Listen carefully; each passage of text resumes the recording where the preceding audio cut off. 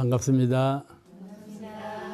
요음품 제26장을 공부하시겠습니다. 지난 본문하고 연속되는 말씀이에요. 선행을 한 후에 남이 몰라준다 이 말이에요. 가령 내가 조용히 선행을 하면 더 몰라주지요.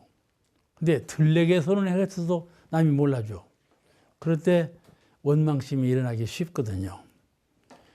생심을 해갖고 이렇게 선행을 했을 때 남이 몰라주면 서운한 건 사실 아니겠어요? 그죠? 서운해요. 좀 알아줘도 그런데 안 알아주면 원망심이 나지요. 그런데 이 한때의 선행으로 자만하고 향상을 거치지 말라. 한때의 선행을 하고 남이 안 알아주면은 또 지속적으로 할 마음이 없을 때는 끊어버린단 말이에요.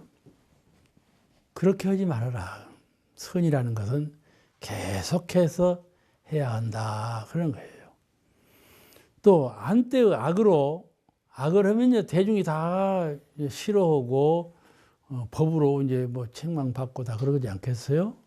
그럴 때 좌절해가지고 나는 도저히 세상을 살아갈 수가 없다.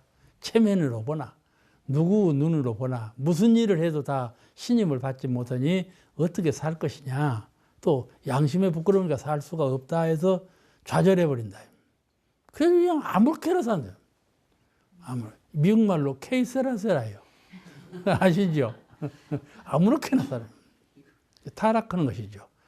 그래서 이 말로 이러지 그런 사람이 참 많아요. 열심히 하다가 안 되면 완전히 타락해요. 정반대 방향으로 가버려요. 그런 경우가 참 많아요. 그러면 오늘은 선을 행한다. 이에 대한 공부를 하시겠습니다. 선행은 다 아시죠? 착한 일 하는 거. 그거 뭐 모르는 사람이 누가 있겠냐. 그러시겠지만은 한번 자세히 진리적으로 연마할 필요가 있어요. 선행이란 무엇이냐. 가장 쉽게 말하면 남을 위해서 착한 일을 하고 또 잘한다 칭찬받는 그런 일, 잘하는 일, 그걸 선행이라고 해요. 잘했다. 양심적으로 잘하고 법에 맞게 잘하고 이 대중의 에게 맞게 참 잘했다. 그런 거 있죠? 잘했다. 그걸 선행이라고 그래요. 이 선행이라는 말을 그렇게 쉽게 하지 않냐고 좀 상식적으로 우리가 말을 한다면 뭐라고 선행을 말하는가 하면은 개인이나 가정이나 사회, 물론 이제 국가, 인류까지 다 포함되겠지만은 대표적인 것은 개인, 가정, 사회예요. 이 개인, 가정, 사회 이 세 가지가 세상이에요. 세상인데 개인, 가정, 사회에 의무와 책임을 다하는 거야.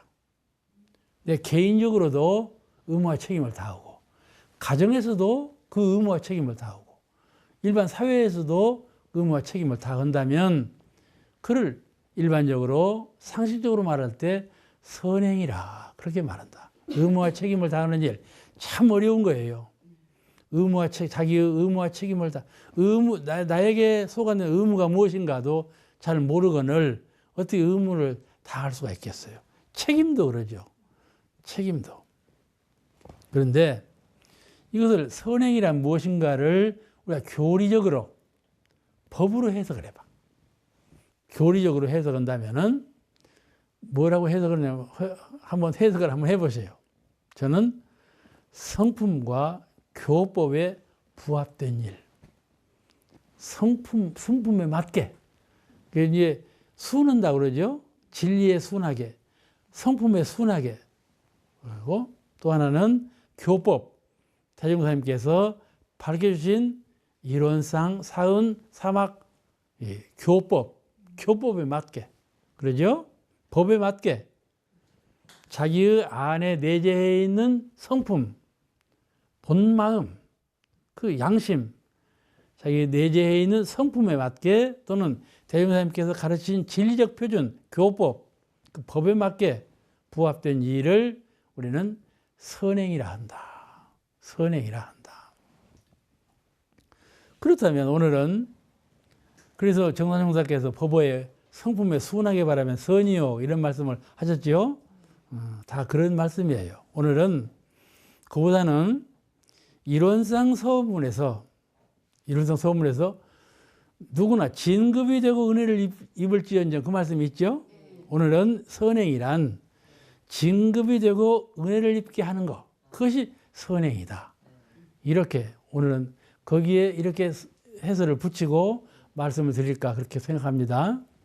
진급이 저 사람에게 진급이 되게 하고 그 사람에게 은혜가 끼쳐가도록 하는 것, 이것을 선행이라 한다. 나에게 내가 진급이 되고 나에게 은혜가 돌아오도록 하는 것, 그것이 선행이다. 아시겠죠? 선행의 의미를 오늘 이론상 서문의 한 귀절을 빌려서 진급이 되고 은혜를 입게 하는 일이 선행이다. 이렇게 할 수가 있다. 그런 말이에요. 오늘은 그 제4항 네 번째 말한 거기에 근거해서 선행을 이야기해 보겠습니다. 그렇다면 누구나 진급이 되고 은혜를 입게 하려면 어떻게 해야 하는가? 어떻게 해야 하는가? 자기가 자기를 진급시키고 은혜를 입게 하는 선행을 먼저 해야 되거든. 누구나니까. 나도 누구나 중에 하나세요. 그렇죠? 자기가 자기를 진급시키고 은혜를 입게 하려면 어떻게 해야 되나, 그것부터 우선 생각해 봐야 돼요. 나를 진급시키고 나를 은혜를 입게 하는 것, 그것이 선행이야. 첫째가는 선행이야. 그죠? 나를 떠나서 무슨 선행이 있겠어요?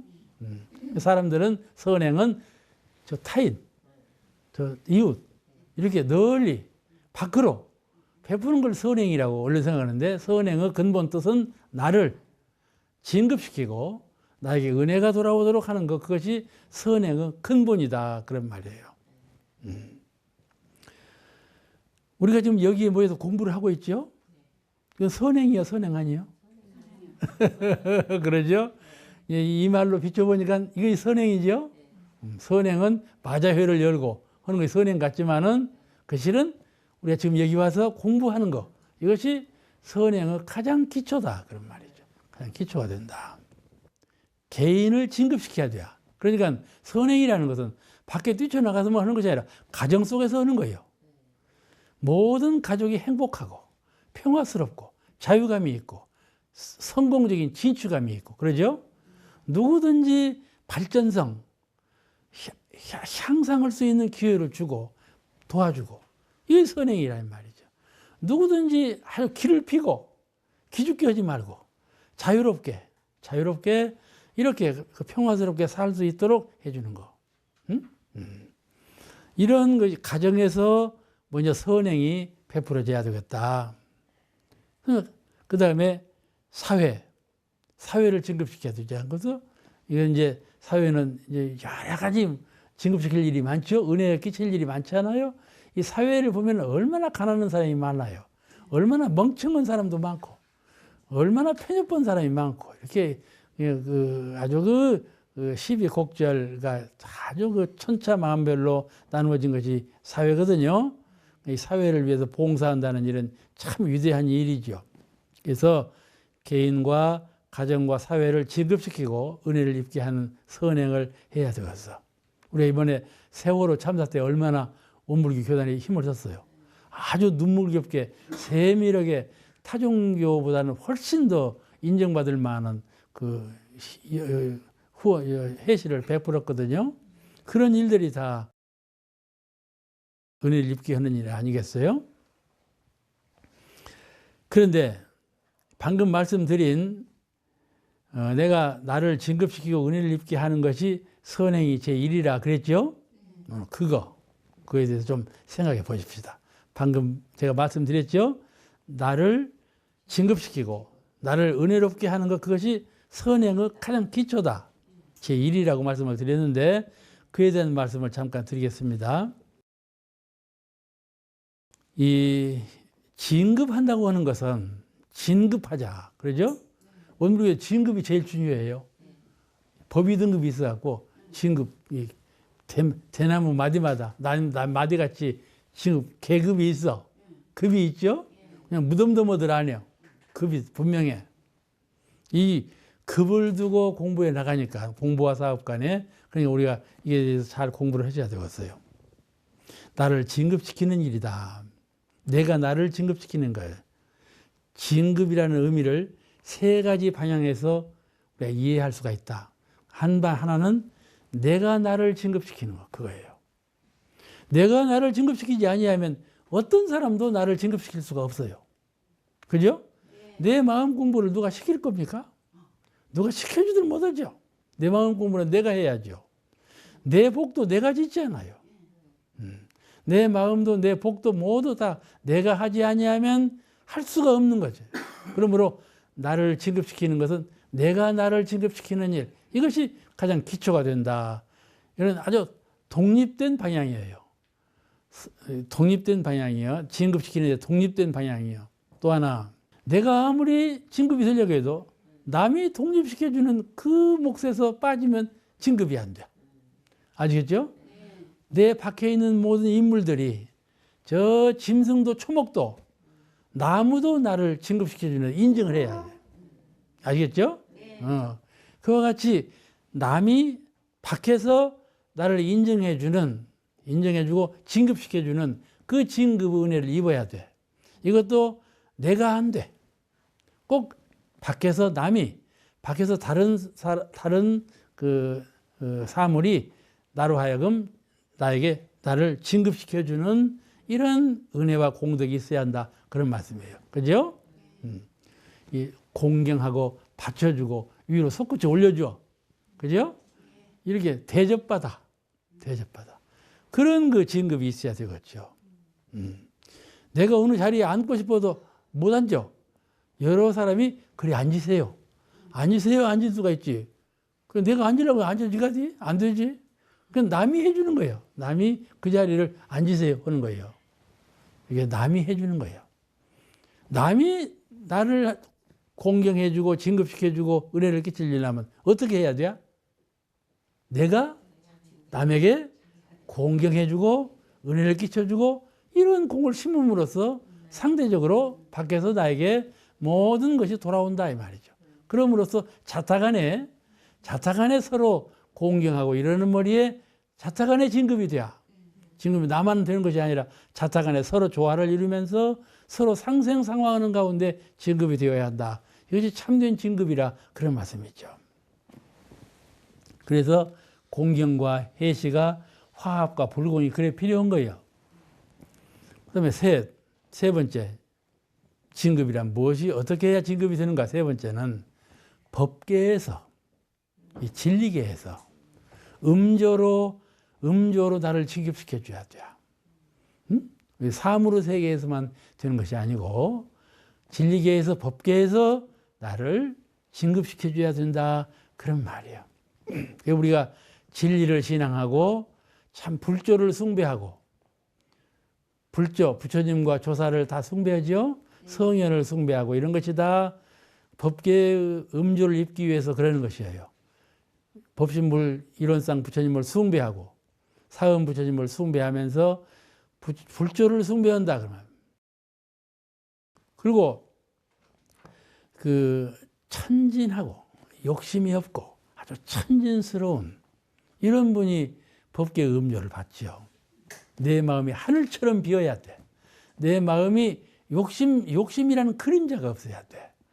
이러기 어려운데 공부 자꾸 진급이 되고 공부가 되면 이것이 무난하게 돼요.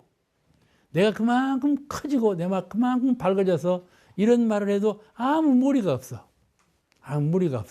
처음에는 이런 말이 부담스럽고 안 되는 것 같은데 내가 자꾸 커지고 밝아지면 이런 말을 들으면 아 그렇지. 이렇게 수용이 된다 그런 말이죠. 그래서 그러기 때문에 진정한 선행이라는 것은 견성, 전에 시간에도 견성을 말씀드렸는데 견성을 해야 돼요. 자기 성품을 보아야 돼. 견성. 그래서 견성이라는 건 뭔가 재범무화. 옛날에 서가모니 부처님께서 재범무화를 말씀하셨는데 재범무화라는 말은 내가 비었다. 내가 비듯이 이 만법이 비어버렸다. 그게 재범무화예요. 응? 만법이 빈 것처럼 내가 비었다. 재범무한데 견성하면 이 재범무의 경지에 들 수가 있어. 이렇게 들면 법계의 음조를 받고 남으로부터 은혜를 입고 내가 나를 진급시킴으로써 원만한 진급을 이룬다. 이런 해답이 나오는 것이죠. 그런데 오늘 여기 말씀은 선행을 하고 남이 몰라줄 때 그럴 때가 있잖아요. 그럴 때 원망심을 갖는다면 선 가운데 악의음이 자라나기 쉽다. 그런 말씀을 하셨어요. 벌써 원망심을 내면요. 그 원망심은 벌써 악의 종자예요. 악의 종자가 원망심이 난다니까 내가 실컷 그 마당도 쓸고 뭣도 좀 뭐 갖다 주고 뭐 했는데 몰라준단 말이에요. 마당 쓸었는가 보다 해버려. 보통 보면요. 마당을 쓰면 머슴같이 알아버려. 아직요? 그렇게 되면 안 되지 않아요? 남이 몰라줘 버려. 쓰는가 보다 해버려. 그럼 안 되죠. 그럴 때 세상에 내가 마당을 써도 이렇게 몰라주는가? 그런 마음이 생길 수가 있거든. 당신은 뭐 하는 거야? 당신 마당 당신이 쓸지. 그런 마음이 생겨. 그러죠? 그래 아니야? 아주 사소한 비근은 얘인데 다른 일도 다 그러는 거예요. 응? 내가 하면 당신도 하지. 이런 말. 그럴 때 그 원망심, 비교급의 마음이 일어나면 내 마음 가운데 죄악의 종자가 싹 트는 거다. 아무런 원망심을 내지 말아야 돼. 내가 하는 일 내가 할 뿐이지. 내 책임과 의무에서 내가 할 뿐이요. 다른 사람을 원망할 필요가 없는 거다. 그런 말이에요. 원망할 일 같으면 안 해야지. 안 해야지 뭐도록 하면서 원망을 해. 안 하고 말면 괜찮은데 하면서 원망심을 내면 그 죄심, 죄와 악을 내 마음 가운데 성장시키는 거다. 종자를 키워내는 거다. 그런 마음을 가져야 돼. 그죠? 시어머니가 막 일을 부지런히 하는 거예요. 그뿐 끝나지. 며느리가 뭘 안 해요. 저것 봐. 시어머니가 이렇게 해도 저것 안 내. 그러면 당신 마음에 악의 종자가 커난다. 그 말. 자꾸 며느리가 더 미워져. 그러죠? 그러는 것 같아. 그러는 것 같아. 모든 것을 해버릇하면 자꾸 그게 종자가 커나가. 그러지 말아야 한다. 그런 말이에요.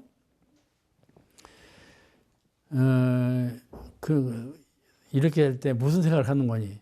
그러냐? 그럼 나 이제 아니야. 나 이제 아니야. 그럴 수가 있어요. 그런 일이 참 허다히 많아요. 그래? 네가 그런다면 나 아니야 이제. 얼마든지 그럴 수가 있죠. 가족 간에도 그러고 친지 간에도 그러고 친구 간에도 그러고 그럴 수가 많아요. 그 이제 우리가 웃고 얘기하니까 그러지만 나한테 돌아올 때 내가 그럴 수가 있어요. 이것을 의련상 서본문에서 해생의 해라는 것은 은혜에서 나온다. 은생의 해, 은혜는 해에서 나온다. 이렇게 가르치신 거예요. 어떻게 해서 해가 은혜에서 나오냐? 은생의 은, 해생의 해. 이렇게 이해해버리면 좋은데 은생의 해, 해생의 은 이래요. 여기 우리가 해보면 꼭 이래요. 해로운 경계에서 참회하고 서원하고 그러면 은혜가 나오고 은혜로운 순탄한 경지에서도 원망하고 이러면 해심이 나오고 이러는 거란 말이죠. 정해져 있지 않아요? 거기서 어떻게 생각하는가, 어떻게 그 마음을 쓰는가에 따라서 은과 해의 길이 나눠지는 것이죠. 오늘 조금만 더 하십시다. 요원품 제27장까지 공부하시겠습니다. 여대 사람들은 공것 좋아하지는 않죠? 그래도 공것 좋아하는 사람이 있어요. 공것이야? 그럼 그냥 다 수용하려고 그러거든. 근데 그 공것 좋아하는 사람은 어리석은 사람이다. 그런 말씀이에요. 어리석은 사람은 공것을 좋아하여 그로 인한 몇 배 이상의 손해를 보는 수가 많다. 그만큼만 손해보는 것이 아니라 더 몇 배 이상의 손해를 본다 하셨어. 이제 한번 이 얘기 공부해 보십시다. 참말로 그런가? 또 지혜로운 사람은 공것이 생긴다 해도 정당하게 나누어 써서 돌아오는 재앙을 미리 예방한다, 방비한다, 그런 말씀이셔요. 그 정당한 수고 없이 공것으로 돌아오는 거, 그런 것이 꽤 있죠. 그런 것은 거절해라 그 말이에요. 사양해라 그런 말이에요. 이 또 그와 반대로 그냥 부당한 이득을 얻으려고 공것을 제시하는 사람이 있거든. 그렇잖아요? 공것인 양, 낚싯대에 낚싯밥을 고기한테 주거든. 너 먹을 것? 줘. 이거 먹을 것이 아니거든. 뭐가 있는데 공짜로 먹어라? 줘요. 그놈 먹다가는 큰일 나지 않아요. 그렇지 않아요? 이 공것이라는 거 그런 거다. 되게 공것을 주는 사람이 그 뒤에 숨은 마음이 있어. 그래가지고 공것을 딱 던져놓고는 그것으로 인해서 큰 이득을 가져가.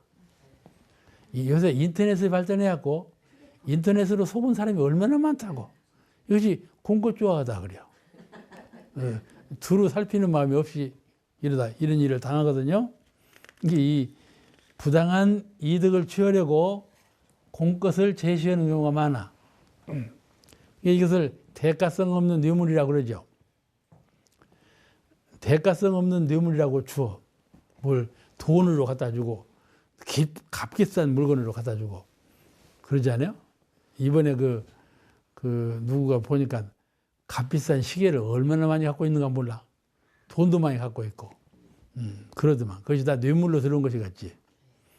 그게 대가성 없는 것이라고 하면서 주는 거예요. 사과 상자 밑에다 사망이 집어넣고 보내고 하고 모르고 받았는데 나중에 알고 보니까 그런 것이요.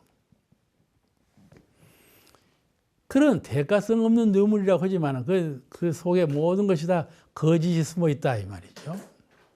거짓이 숨어 있어. 이런 건 말로 할 때는 꼭 그렇지 하지만은 본인한테 거의 금품이 들어온다든지 이러면 그냥 꼴깍 속아 넘어가 버려. 아이고 그래야 되겠다. 숨겨서 치울 수가 있구나. 그리고 뭐 사회 사람들이 뭐라 그러는 거지 나도 배웠어. 뭐라 그러는 거야? 눈먼 돈이라고 그래요. 눈먼 돈 들어오면 그냥 취해버려. 가져버려. 서류를 꾸미다가 눈먼 것 같으면 훔쳐버리고 무엇이 들어왔는데 이것이 세상사를 모르겠다. 눈먼 돈이다 하면 훔쳐버리고 이런 것을 갖고 있어. 이 마음이 공것을 좋아하는 마음이요. 그죠? 이렇게 자기 수고 없이 정당한 수고 없이 돌아오는 것을 탐하지 말아라. 이게 탐심이거든. 탐심이고 무명업심이에요. 무명업심이에요. 이거 자꾸 좋아버려서면 더 좋아져. 더 좋아져. 이게 아주 그런 것은 사양해야 돼요.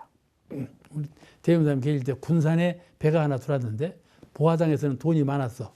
하고 그 물건을 몽땅 사놓으면 큰 이익이 나고 생각했어. 이제 대명사님께 사루로 갔어. 대명사님, 우리가 지금 저축된 돈이 있는데요. 그 돈으로 군산에 들어온 배에 이렇게 사두면 큰 이익이 이렇게 남겠네요. 어떻게 하리까? 전부 대명사님 의견을 받들어야 돼. 그냥 함부로 못해. 그러지 마라. 아무리 가서 큰 돈이 벌린다 해도 그러지 말라. 그때 이제 그렇게 안 했는데 그때 현 사람들은 큰 손해 봤다고 그러거든. 이런 것을 그러지만은 대명사님은 황순사가 와서 원불교 없애려고 하는 순사가 와서 몇 년간을 밥을 공짜로 먹었거든. 이제 원불교 사찰 그만두고 들어오라 본소로 들어오라 이제 가게 되었어. 그때 그 누적된 밥값을 전부 받았어. 아직이죠? 이게 정당한 밥값이야. 정당한 거예요. 이게 누구도 아이고 황순사 무섭다. 일본 사람들 무섭냐? 그냥 보내라. 그런 사람들 돈을 주어서 보낼 거야 아마 보통 사람들은. 그런데 밥값을 다 받으라. 그래도 황순사는 그 말씀을 듣고 큰 신임이 났다 그러거든. 내가 직접 들었어. 황희천 그 양반한테 공회당에서 그 정신원에서 직접 들었어. 참 신심이 나더라는 거예요. 그런 거예요. 정당한 것은 이런 것이란 말이지. 그렇지만 반대로 부당한 것은 사양하고도 범침을 안 해야 된다. 그런 말이지. 이 권력층이 아주 상존하는 뇌물, 수수 문제, 이게 아주 사회적 암이잖아요. 이게 큰 문제가 되어 있잖아요. 아무리 끊으려고 해도, 아무리 실행하려고 해도 안 되는 것이, 고난이 많아지면 욕심이 많아지고, 사람은 그 욕심 세계에서 이런 것들이 다 허용되는 문제이기 때문에 끊어지지 않지요. 그래서 참 그 표준으로 알고 공부 삼아서 내가 정당하지 못한 것은 받지 않아야 된다, 그런 것이요. 요새는요, 권력층에서는 그 뇌물수수 문제가 되지만은 이 재력층에서는 또 어떻게 하는 거니? 서로 짜는 거예요. 서로 짜고 값을 얼마 받자. 그래가지고 그냥 공통적으로 단합을 하거든. 그런 것도 다 이런 것이요. 이런 것에 속한 것이요.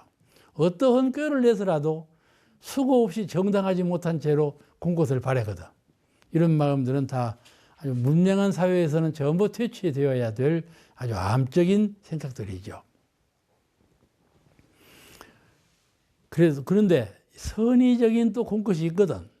그죠? 아주 선의적인 바치는, 희사하는 것이 있어요.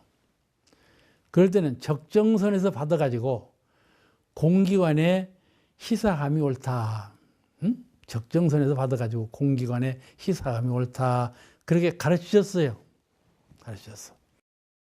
가령 복권에 당선이 되었어. 그죠? 네. 복권에 당선된 것은 죄심으로 당선된 건 아니에요. 그러지 않아? 정당한 돈을 주고 복권을 샀어. 근데 3억을 받았어. 만약에 당선되었다면 그럴 때 어떻게 할 것인가 말이에요.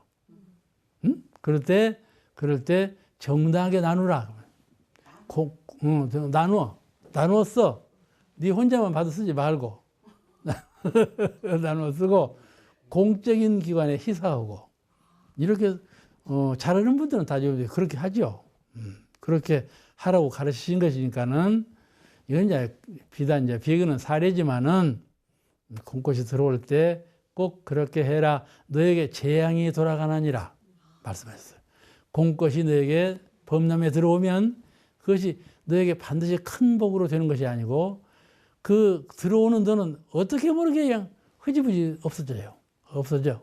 아들을 통해서 없어지기도 하고 남편을 통해서 없어지기도 하고 누구를 통해서 없어지기도 하고 병이 나서 없어지기도 하고 없어지고 그러니까 이런 것들을 잘 생각해서 그렇게 부당하게 들어온 것은 공적으로 처리해. 그러면 큰 이익이 돌아가죠. 이것이 진리에 대한 믿음이에요. 이런 큰 믿음을 갖고 우리가 살아야 되지 않겠어요? 오늘 거기까지 오늘 공부 시간 마치고 다 마치겠습니다. 감사합니다.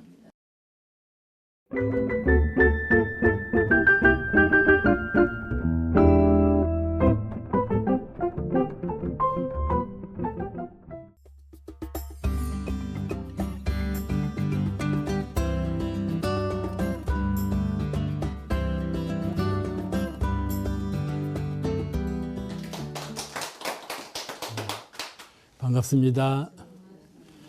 오늘 대종경 공부는 요흠품 제28장을 공부하시겠습니다. 먼저 진리는 마음에 거짓이 없다 그랬어요. 또 성의는 마음에 상극이 없다 그렇게 말씀하신 때문이에요. 그러므로 마음에 거짓이 없기 때문에 삿됨이 없고 또 마음에 상극이 없기 때문에 따로 괴로움이 없다는 그런 내용의 말씀이셔요. 여러분 어떻게 대답하실지 모르겠네. 진리는 다 아신다 그렇게 알고 계시죠? 다 아신다. 모든 것을 진리께서는 다 아신다. 법신불 사은께서는 모든 것을 다 알고 계신다. 이렇게 우리가 믿고 있거든요. 그와 같이 불교에서는 부처님께서, 기독교에서는 하나님께서 다 아신다. 이렇게 믿고 있잖아요. 그 다 아신다는 말씀의 뜻을 잘 아시나요? 어째서 다 아실까요? 하나 더 물어볼 일이 있어. 이 진리 부처님 하나님은 몇 분이신가요? 한 분이시죠? 한 분이라고 그렇게 믿고 계시죠? 절대자라고 그러거든. 절대자이시며 그렇기 때문에 한 분이시다 이렇게 믿고 있잖아요. 그러면 그 한 분이신 진리 법신불 사은님, 법신불 일원상 부처님, 일원상 부처님은 한 분이시다. 또 하느님도 한 분이시다. 원불교나 불교나 기독교가 다 똑같이 하는 말이에요. 진리는 없는 것이, 안 계신 것이 없다. 그런데 안 계신 곳이 없는데 우리가 사녀가를 부를 때 부처님 어디 계신다 했나요? 위에 계신다고. 왜 부처님이 위에 계실까요, 그러면?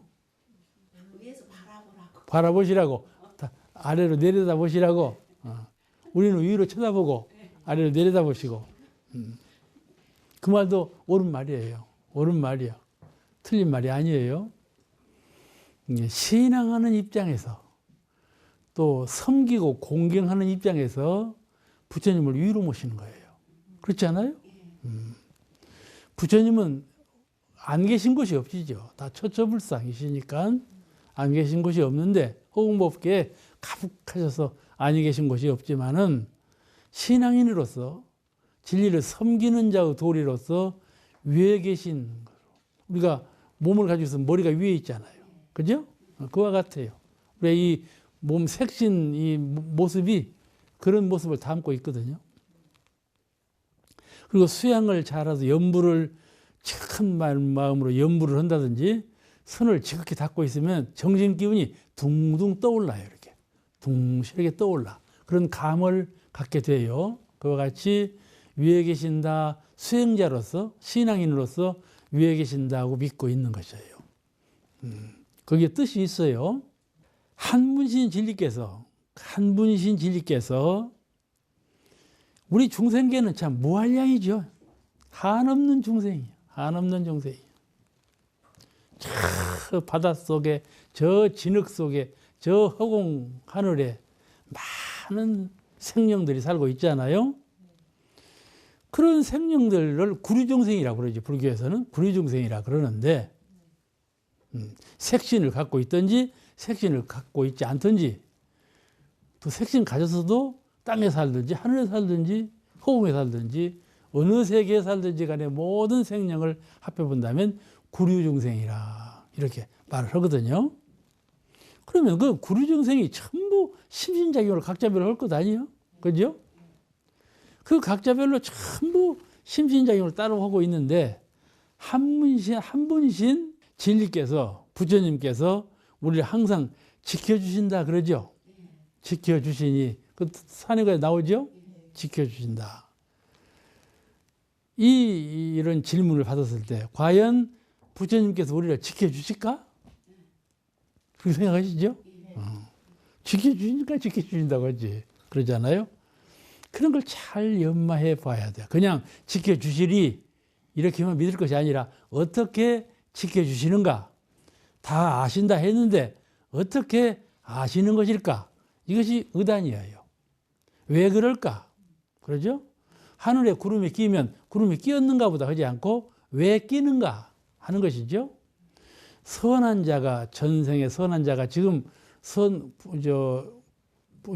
복락을 받고 악을 지은 사람은 금생에 죄악을 받는다, 죄고를 받는다. 그렇다면 왜 그러는 것일까?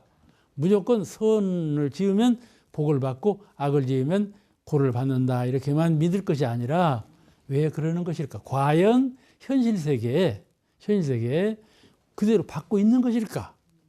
이런 것에 대해서 우리가 의단을 갖고 연마해요. 그것이 사리연구예요. 사리연구요. 그 사리연구가 정확하지 않을 때 수양을 하는 거예요.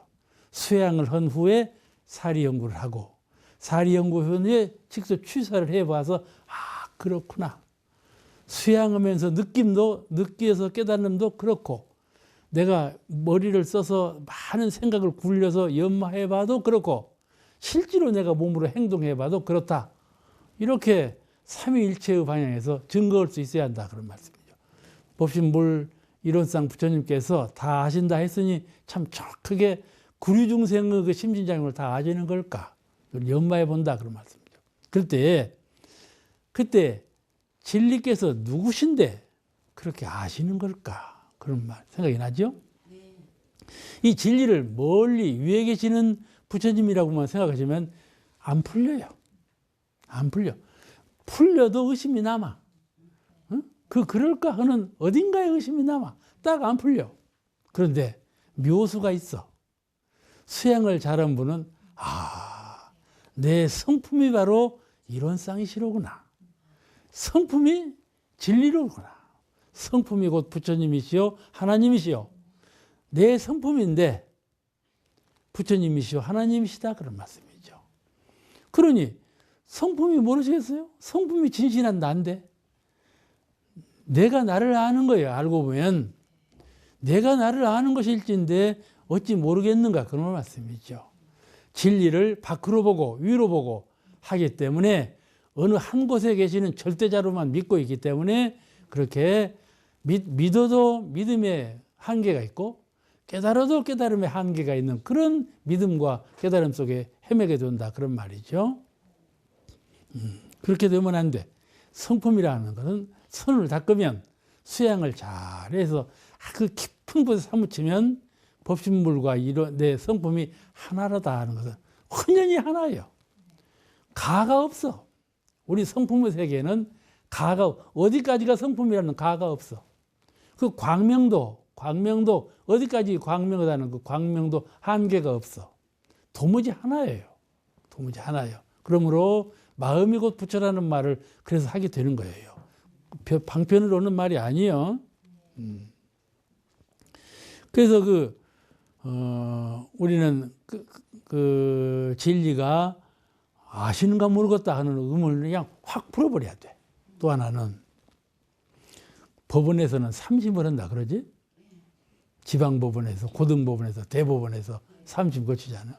정산용사께서는 이것을 양심재판이 있고, 또 대중재판이 있고, 진리재판이 있다. 이렇게 삼심을 거친다고 본 분이 계시죠? 아시죠? 그 형상 없는 또 전체 자리에서 형상 없는 자리에서 아주 공정한 그 심신작용 재판을 해준다 그런 법문이신데 어느 분이 이런 질문을 해요. 무슨 질문을 하는가 하면은 진리께서 그렇게 다 아신다면 저 사람이 재앙을 받기 전에 저 사람이 잘못하기 전에 너 그렇게 하면 안 돼. 이렇게 미리 알려주시면 안 좋겠냐. 왜 알려주지도 않고 다음에 벌만 내리시느냐. 이렇게 질문을 했어. 그 질문을 어떻게 대답할까? 과연 진리께서는 우리에게 사전에 가르쳐 주실까요? 안 가르쳐 주실까요? 응? 정확하게 말해봐봐. 우세열복 잡고 말해봐봐. 응? 가르쳐줘? 어떻게 가르쳐줘? 양심에 맞아. 공부를 참 잘했구만. 큰일 났네. 공부를 좀 못해야 내가 할 말이 있는데. 양심이 가르쳐줘. 그럼 양심이 누구냐? 양심이 누구냐? 유교에서는 양지라, 잘 알아차리는 자. 기독교에서는 그리스도의 빛이라, 예수님의 빛. 이게 양심이다. 우리 원불교, 불교에서는 불성, 불심이 곧 양심이다. 그러거든. 그 세상 사람들은 철학자들은 그렇게 말을 안 해. 어떻게 말하는 거니? 양심이라는 것은 후천적인 것이다. 선천적으로는 양심이 없다. 그 무슨 말인 거니? 사람이 양심에 가책되네. 그럴 때 그는 교육 이렇게 하라. 저렇게 하면 안 돼. 도덕적인 교육을 받았어. 그 교육의 지침에 의해서 위반되면 양심에 가책되고 위반이 안 되면 양심에 순했다. 이렇게 보니까 양심이라는 것은 교육에 의해서 성립된 것이지 그 이전에는 양심이 없다. 가령 교육받지 못한 호랑이나 토끼 새끼들 봐라. 전부 잡아먹고 살고 있어요. 잡아먹고. 안 잡아먹으면 죽으니까.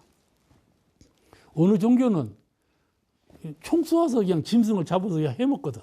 그래서 양심에 하나 가책이 없어. 술을 마셔도 가책이 없어. 그죠? 그러니까는 이것은 교육이요. 그렇게 하지 말아라. 어떤 룰, 법칙, 규진, 기준에 의해서 위배되면 양심의 가책이 되고 위배가 안 되면 가책이 안 된다. 이러니까 양심이라는 것은 후천적인 것이지 선천적인 것이 아니다. 이렇게 지론을 펴는 학자가 많아요. 그런 철학을 갖고 있는 분이 퍽 많아요. 근데 그렇지 않아요. 그건 단호히 그렇지 않냐고. 본성적인 것이에요. 양심은 본성적, 우리 불심이요. 본성적으로 잘 알아차리는 식이 있다. 그런 말이에요.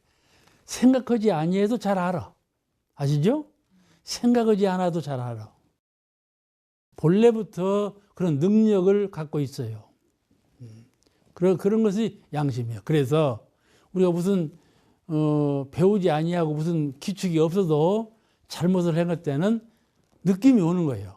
아, 그렇게 하면 안 되지. 느낌이 오는 거예요. 이 느낌이라는 것은 매할수록 정신세계에 때가 끼고 문명이 많이 끼고 욕심이 많을수록 가르치면 없어. 양심이 없어져 버려. 그런데 닦을수록 양심이 밝아지거든. 그렇지 않아? 잘 알아채는 밝아져. 그래서 남의 마음도 다 알지 않아. 전세사도 다 알고 우주 진리도 알고 성품 원리도 알고 모르는 것이 없잖아. 그렇잖아요. 모르는 것이 없어. 그거 양심이야. 잘 알아. 아시겠죠? 잘 알아. 그걸 양심이라 그래요. 근데 우리 불가에서는 암도 없다. 응? 무, 공 이걸 주장할 때에는 알아차리는 것도 없는 자리를 주장하지만은 본래 자리에는 그렇게 없다고만 말하는 것이 아니에요. 항상 겸비해 있어요. 잘 알아차리는 면과 전혀 알아차리지 않는 면과 함께 있어요. 그러니까 알아차리지 못한다고 무라고도 말을 못하고 알아차린다고 식이라고도 말을 못한다 그 말씀이죠. 그죠? 그게 반야심경에도 보면 공적 색이요 색즉 공이라 이러지 않았어요? 유즉 무요 무즉 유라. 둘 하나에 어느 한편에 치우치면 안 돼. 어느 날 겸대해 있으면서 원만한 자리, 그 착한 자리를 우리가 잘 깨달아서 믿어야 돼요.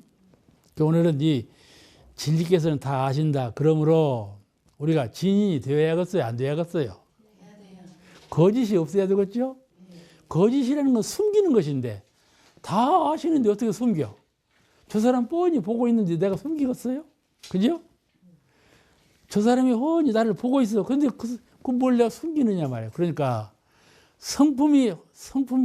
우리 성품이 환하게 내 행을 다 보고 있다 이 말이에요. 응?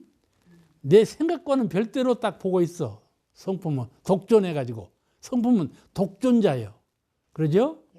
천상천하 유아독존이라고 하는 그 독존자가 성품이요. 그 독존자 성품은 내가 내 하는 생각과 행실을 다 보고 있단 말이에요. 객관적으로 보고 있어. 또 진리께서 우리가 그와 같이 보고 계신다 그런 말이에요. 어디 숨길 수가 있겠어요? 그러므로 진인이죠. 그를 진인이라 한다. 진인은 거짓이 없는 마음, 거짓이 없는 마음을 갖고 있다. 그다음에 성인은 상극 없는 마음. 상극은 죄를 짓는 거야. 괜히 미워하고 싫어하고 대질리고 그러죠. 사람을 대하고 물건을 대인전물할 때 상극이 없어. 서로 대립되는 마음을 갖지 않아. 서로 흔연히 하나 되는 대자대비의 품으로 안으로 앉는 하나 되는 그런 정신을 갖고 계시는 어른을 성현이라 한다. 성인이라 한다. 성 거룩하다 그런 말씀이죠. 아시겠죠? 거룩한 자리에는 둘로 나뉘어지지 않았어요. 거룩한 자리는 그런 그 성인은 마음에 상극이 없다, 상대가 없다 그런 말이에요. 그러므로 진인은 사땜이 없고 성인은 괴로움이 없나니라 그 말씀을 이 장에서 하고 계시는데, 자 그러면 진인은 마음에 거짓이 없어서 모든 행사가 다 참으로 나타난다 그러셨는데 그에 대한 말씀의 뜻을 한번 더 생각해 보겠습니다. 진인은 마음에 거짓이 없어서 모든 행사가 다 참으로 나타난다 그렇게 말씀하셨어요. 부처님의 마음은 해광 아시죠? 지혜광명. 부처님의 마음의 세계는 지혜광명으로 밝으셔. 환하게 환하셔. 동서남북이 없는 광명으로 저 달 봐봐. 달 광명 동서남북이 없죠? 예. 그런 광명으로 환하셔. 거짓이 숨어 있을 수가 없어. 그 태양 광명이 충천에 솟아올라 봐요. 그늘이 있겠어요? 그늘은 전혀 없는 것이죠. 그와 같이 우리가 성품이 밝아지면 밝아질수록 숨어 있는 자가 없어. 그러죠? 그래 된다 말씀이죠. 거짓이 숨을 수가 없어. 예, 마왕 파순이 얘기가 불교에서는 많이 쓰이는 얘기거든. 마왕 파순이는 누군가 하면은 부처님 허물을 84,000가지로 봤다는 거예요. 부처님 허물이 전혀 없는 부처님을 84,000가지로 허물을 드러냈다. 그런 것이 마왕 파순이거든. 그 천상세계에 보면은 타화 자재천이라는 천상세계가 있어. 욕계 천상세계에 타화 자재천이라서 거기 왕이 이름이 파순이래. 근데 그 파순 왕이 그렇게 한다. 왜 마왕 파순이가 그렇게 부처님을 험담을 했는가 하면은 부처님의 정법 회상이 솟아나면 세워지면 마왕 파순이가 있을 데가 없어. 그러겠죠? 그러니까 당신이 안 쫓겨나려고 그냥 부처님을 험담을 했다. 그렇게 이 얘기가 전해져 와. 이건 다 얘기야. 그러죠? 옛날 같으면 다 그냥 믿고 사실로 알겠지만은 지금은 세상이 밝아서 이제 다 그런 얘기는 아주 얘기거리로 지내가 버렸어요. 그 파순이가 세 딸을 두었대요. 하고 세 딸을 다 부처님 수도올 때 부처님을 현혹시키려고 보냈어. 근데 부처님이 하나도 안 받아들였어. 그랬다는 얘기가 있어. 그러니 부처님의 말씀과 행적에는 방편이 있을 뿐이지 거짓이 없어. 부처님께서 그러셨으니 부처님도 모르셨던가 보다. 부처님도 거짓이 있는가 보다. 그런 것이 아니라 그건 방편이야. 중생교화를 위해서 한 번씩 방편을 쓰시는데 그 방편이지 거짓으로 한 것은 하나도 없다. 그런 말이에요. 또 말씀하시기를 성인은 마음에 상극이 없는지라 모든 행사가 다 덕으로 나타난다. 그렇게 말씀하셨어요. 성인은 신법은 대자대비하지. 성인의 신법은 대자대비해. 우리는 자비심도 잘 못 쓰는데 성인께서는 대자대비를 쓰신다. 그러니 그 대자대비 속에는 미움이 숨어 있을 수 없겠죠. 미움이라는 것이 없어. 도무지. 우리 마음 가운데는 미웠다 예뻤다 그러지 않아요. 그런 미움이 본래 없어. 그림자가 없어. 그럴 수 있을까요? 에? 깨달으면 그렇게 돼. 내가 내 자신을 깨닫고 내가 우주 진리를 투득하면 누가 시키지 않아도 자연히 그렇게 돼버려. 이 미움이라는 이 그림자가 없어져 버려요. 모태의 아기가 있다고 한번 생각해 보세요. 모태 중에 아기가 있어. 그건 어머니와 한 몸이죠. 한 몸이요. 그건 어머니와 그 아들은, 모태에 있는 아들은 상생관계예요. 상생관계예요. 상생의 관계로 되어 있다. 그와 같이 이 법신불 사은의 은혜 세계에서 우리가 하는 것은 우리는 법신불 사은의 태중에 우리가 있는 거예요. 이건 완전히 상생 은혜 관계라 이 말이에요. 상생 은혜 관계. 그 상생의 은혜 관계를 자비라 그러고 대자대비라 그렇게 말을 해요. 그 어머니의 사랑이 부처님의 자비 정신과 꼭 닮았다 그렇게 말을 하죠. 그러므로 상극이 없어. 서로 대치하고 싫어하고 멀리하고 이렇게 왜곡되게 말하고 이런 것이 없어. 우리가 마음을 좀 크게 써야 되겠죠. 좀 덕량으로 누구든지 그를 바르는 심경으로 제가 잘못하더라도 미워하지 말고 잘 안아서 그를 지도해주고 이런 좀 통이 좀 큰 마음으로 품어야 돼. 조금 잘못한다고 싫어하고 이렇게 하면 안 된다. 싫어하는 마음이 내 마음속에서 자라지 않도록 그런 마음을 키우면 안 된다. 나도 모르게 싫을 때는 싫어 그러거든. 싫을 때 싫어할 때 내 마음에 내 마음에 악한 마음의 종자가 성장한다 그거예요. 응?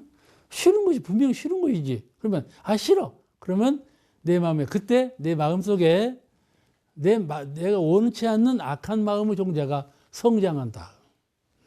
그런 마음을 마음속에서 키우지 말아라 그런 말이에요. 또 그러므로 결론적으로 무슨 말씀을 했는가 하면은 진이는 항상 마음이 발라서 삿됨이 없고 성인은 항상 마음이 안온하여 괴로움이 없나니라 이렇게 결론 말씀을 지으셨어요.